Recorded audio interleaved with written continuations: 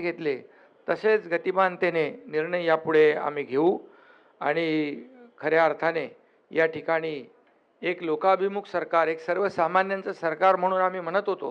सर्वसामान्यांचं सरकार कसं असतं हेही आम्ही दाखवून दिलं आणि लोकांसाठी आम्ही अनेक निर्णय घेतले.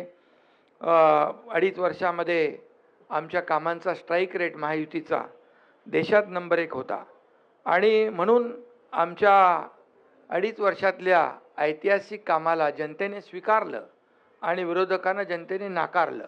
ही देखील वस्तुस्थिती आहे आणि म्हणून निवडणुकीमध्ये देखील जनतेने विरोधकांना त्यांची जागा दाखवली.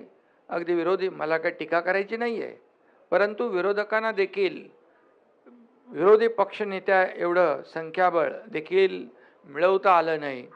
ही देखील वस्तुस्थिती आहे. कारण आपल्याला माहीत आहे की लोकसभेच्या निकालानंतर त्यांनी मंत्रिमंडळ तयार करून टाकलं होतं. मंत्री कुणाला, मुख्यमंत्री कोण, काय सगळं. परंतु जनतेने दाखवून दिलं की खऱ्या अर्थाने जे काम करणारे लोक आहेत त्यांच्या मागे जनता उभी राहिली आणि आज 2.5 वर्षामध्ये जे काम केलं त्याची फलश्रुती, त्याचा परिपाक आज आपण पाहतोय. आणि चहापानासाठी अजितदादा मगाशी म्हणाले विरोधी पक्षाची परंपरा आहे बहिष्कार घालण्याची. आम्ही त्यांना आमंत्रित केलं होतं, आम्हाला वाटलं येतील, परंतु जनतेनेच विरोधी पक्षावर बहिष्कार घातला आणि त्यामुळे एवढी लँडस्लाईड विक्ट्री मिळाली. आणि म्हणून खरं तर आज त्याच्यावर जास्ती काय मी बोलत नाही, परंतु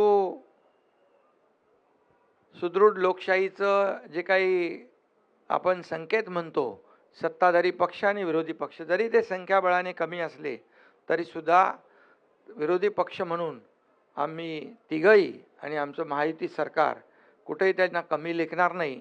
त्यांनी आम्हाला 2.5 वर्षामध्ये हलक्यात घेतलं आणि आरोपावर आरोप, आरोपावर आरोप, आरोपावर आरोप 2.5 वर्ष केले. परंतु आम्ही त्यांनी आरोप केले, आम्ही काम केलं, काम एके काम केलं आणि म्हणून आरोपाला उत्तर आम्ही कामाने दिलं. आणि म्हणून त्यांनी आम्हाला हलक्यात घेतलं म्हणून त्यांची ही गत झाली. त्यांना आम्ही काय हलक्यात घेणार नाही. आम्ही त्यांचा मान सन्मान नक्की ठेवू.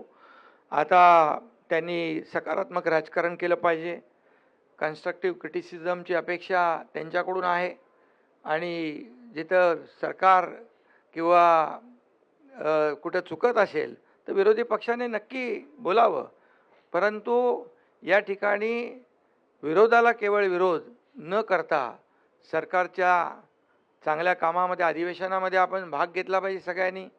सारखं ते काय त्याला म्हणतो तर सभात्याग करून लोकांना न्याय देता येणार नाही. आणि म्हणून आम्ही एवढंच सांगतो की आदरणीय प्रधानमंत्री देखील म्हणाले 2047मध्ये भारत स्वातंत्र्याची 100 वर्ष पूर्ण करेल, तेव्हा विकसित भारत कसा असला पाहिजे यासाठी त्यांनी 11 संकल्प कालच जाहीर केलेत. आणि आपल्याला माहीत आहे की आम्ही आपलं महायुतीचं सरकार आदरणीय प्रधानमंत्री मोदी साहेबांच्या मार्गदर्शनाखाली आम्ही काम केलं.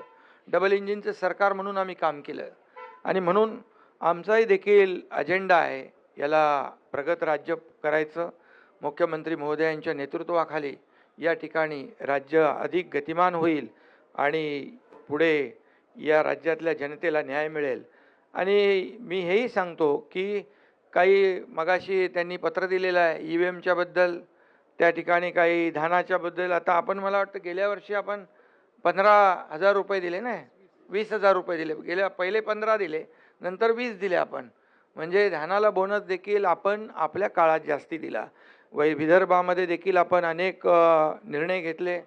मुख्यमंत्री स्वतः इकडचे असल्यामुळे अनेक निर्णय आपण पाण्याचे घेतले, सिंचनाचे घेतले, वैनगंगा, नळगंगा, गोसेखुर्द, ते पर्यटनाचा जो आपलं बॅकवॉटर आहे त्याच्यावर आपण हे केलं. सुरजागडमध्ये आपण प्रकल्प सुरू केले मोठ्या प्रमाणावर. त्याच्यात मी डिटेलमध्ये जात नाही, परंतु आम्हाला अभिमान आहे की आम्ही जे काम केलं विदर्भासाठी, फक्त विदर्भामध्ये खरं म्हणजे औपचारिकता म्हणून अधिवेशन नाही आहे, तर विदर्भामध्ये आल्यानंतर